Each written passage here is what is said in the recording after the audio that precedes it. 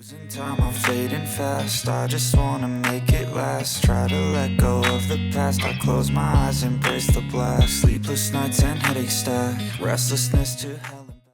What if your gimbal camera could handle almost the entire content creation workflow by itself? Normally, after every shot, you need an app or computer to check the footage, edit it, and upload it.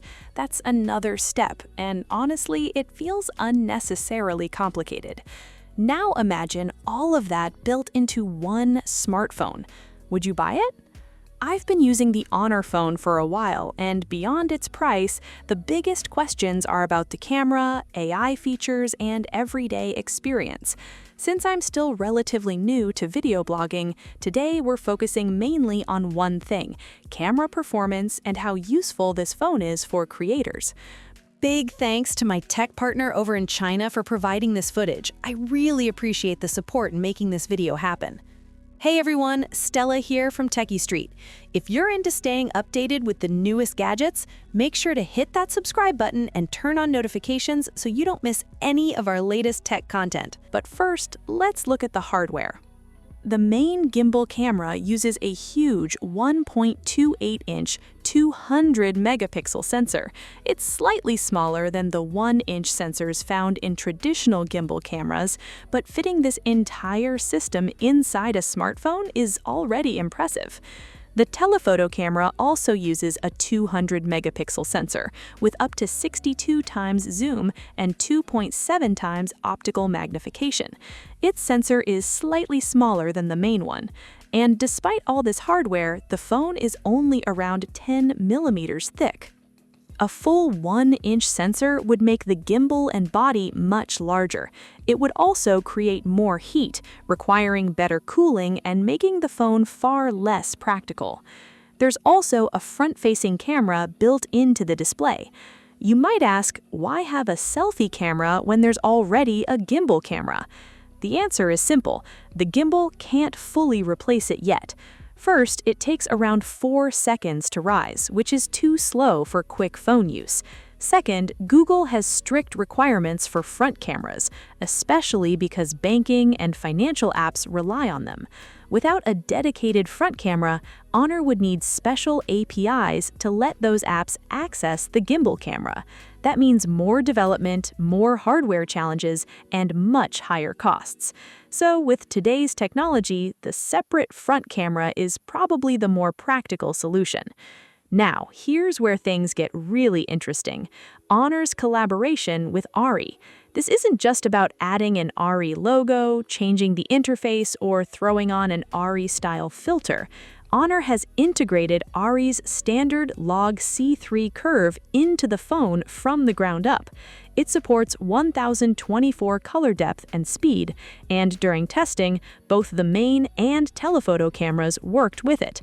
I even checked ARRI's official LUT library, and those LUTs can be used with the phone. That's what makes this collaboration genuinely interesting.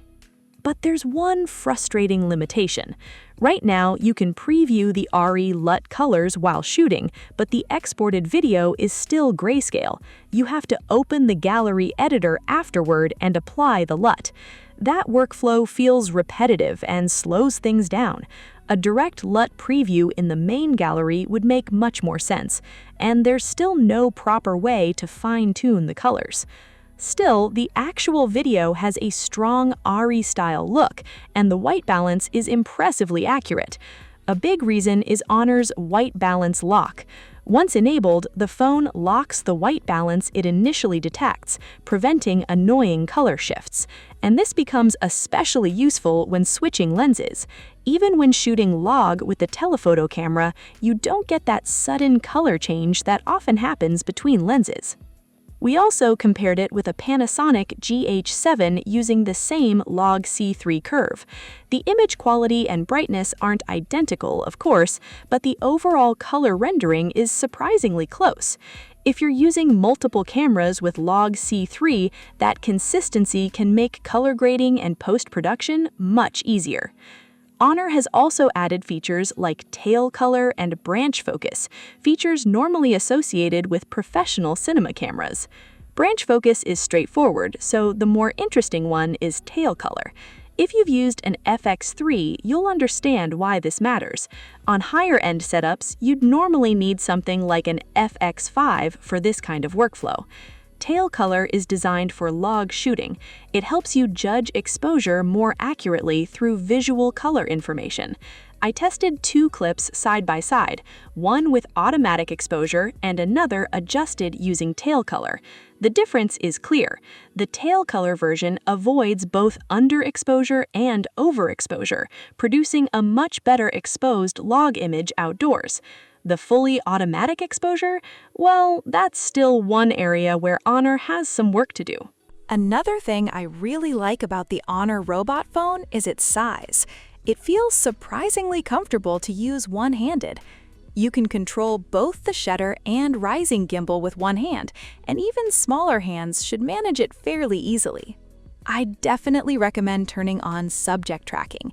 It quickly recognizes and locks onto your subject, and in my testing, the tracking was very reliable. Of course, with multiple people in the frame, it can still pick the wrong person. But the gimbal isn't just about tracking. You also get several camera movement options.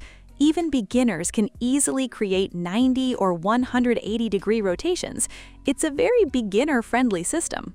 And under normal shooting conditions, the physical gimbal gives stabilization a major advantage. In the past, filming cars often meant using roof accessories or shooting through windows. Now, you can simply mount the robot phone, adjust the gimbal, and let the stabilization do the work. But there's one important limitation. The telephoto camera can't currently operate while the gimbal is moving. Instead, the telephoto view is basically a crop from the main camera, so image quality takes a small hit. Honor says the 2 cameras are positioned too far apart, creating very different perspectives, which makes telephoto gimbal operation difficult for now.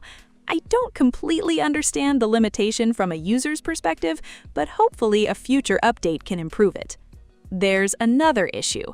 When you exit the camera app or lock the screen, the gimbal doesn't automatically retract. You only get a warning notification. Honor says the back cover could interfere with the gimbal. Personally, I'd prefer a dedicated switch, because what happens if you forget to retract it and put it straight into your pocket? Now let's talk photography. Honor's image processing is still seriously impressive. Skin tones look clean and naturally rosy, while the background blur is smooth and refined.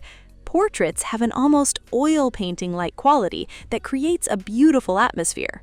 With the telephoto camera in strong sunlight, highlight control is also excellent.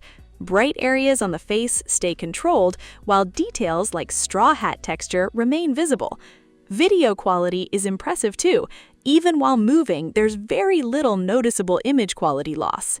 There are also 2 interesting shooting features. First, the front-facing group photo mode. It supports both landscape and portrait orientations, while AI captures 3 frames and combines them into one ultra-wide image. For group shots, that's extremely useful. Second, the rear camera panorama mode.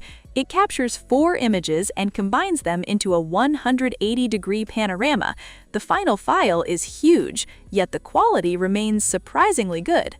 The robot phone also packs a massive 7,600 mAh Qinghai Lake battery with 120-watt wired and 50-watt wireless charging. In our test, a full 0 to 100% charge took about 70 minutes. The included GAN charger is also relatively compact, which is a nice bonus. After our 2-hour simulated daily use test, 54% battery remained. We also tested continuous log C3 recording. After 30 minutes, the battery dropped around 19%. For longer recording sessions, you can pair it with Honor's official cooler or a third-party cooling solution.